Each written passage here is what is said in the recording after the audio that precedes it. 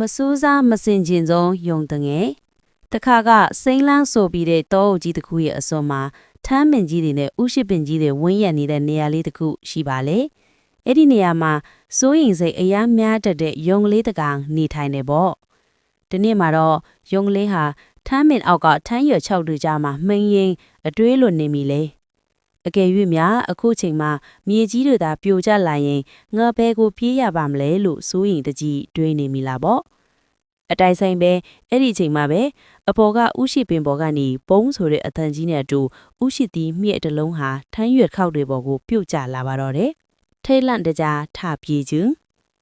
အသွေးလိုနွေယုံကလေးဟာအတန်လဲကြားရောအနောက်ကိုတော့လှဲမကြည့်တော့ပဲမြေပြိုပြီးလို့အော်ဟစ်ပြီးအသက်လူပြေးပါလေတော့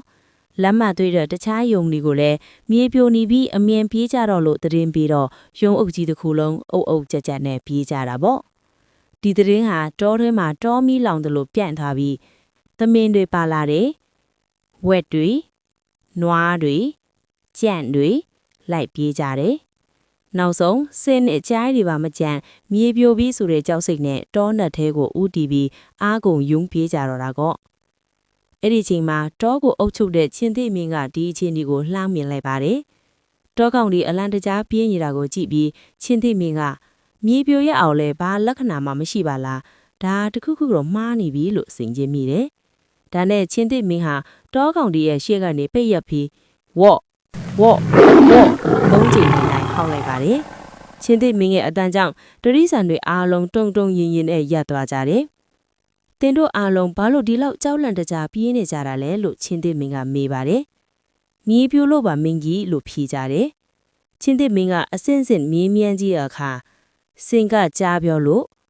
ကြားကကြန့်ပြောလို့နောက်ဆုံးမေးရင်နဲ့အစောဆုံးထပြီးတဲ့ယုံကလေးစီရောက်သွားပါတော့တယ်အမှန်တရားကိုဖော်ထုတ်ခြင်းချင်းသိမင်းကယုံကလေးကိုခေါ်ပြီးအမောင်ယုံမြေပြိုတာကိုတင်းခိုးတိုင်းမြင်ခဲ့တာလားလို့မေးတယ်ယုံကလေးကလည်းကြောက်နဲ့ကျွန်တော်မျိုးထမ်းတွေကြားမှာဝတ်နေတော့မြေပြိုတာအခြေကြီးချောင်းလိုက်ရလို့ပါလို့ပြန်ဖြေပါတယ်ချင်းသိမင်းဟာအမှန်တရားကိုလက်တွေ့ပြဖို့ယုံကလေးကိုခေါ်ပြီးသူဝတ်ခဲ့တဲ့နေရာကိုတွားကြည့်ကြပါတယ်အဲ့ဒီနေရာကိုရောက်တဲ့အခါမှာတော့မြေပြိုနေတာမတွေ့ရပဲထမ်းရွက်6ပေါ်မှာလိတ်နေတဲ့ဥရှိသီးမြေတလုံးကိုပဲတွေ့လိုက်ရပါတော့တယ်ချင်းသိမင်းကတောပေါင်းတို့ကိုကြည့်ပြီးအခုလိုစုံကားလိုက်တာတဲ့အချင်းတို့အရာရာကိုကိုယ်တိုင်မစူးစားမစင်ကျင်ပဲသူတစ်ပါးပြောတာကိုယုံပြီးလိုက်မလုပ်ချနဲ့အခုလိုအမှန်တရားကိုမသိပဲဇွတ်ပြေးကြလို့ကတော့အားလုံးအသက်ပဲနေကြုံရနိုင်တယ်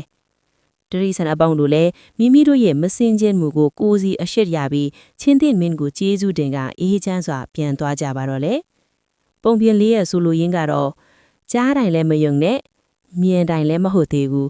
အရာရာကိုအတိညာဉ်နဲ့ဆင်ခြင်ပြီးမှယုံကြည်လှုပ်ဆောင်ပါဆိုမှပဲဖြစ်ပါလေ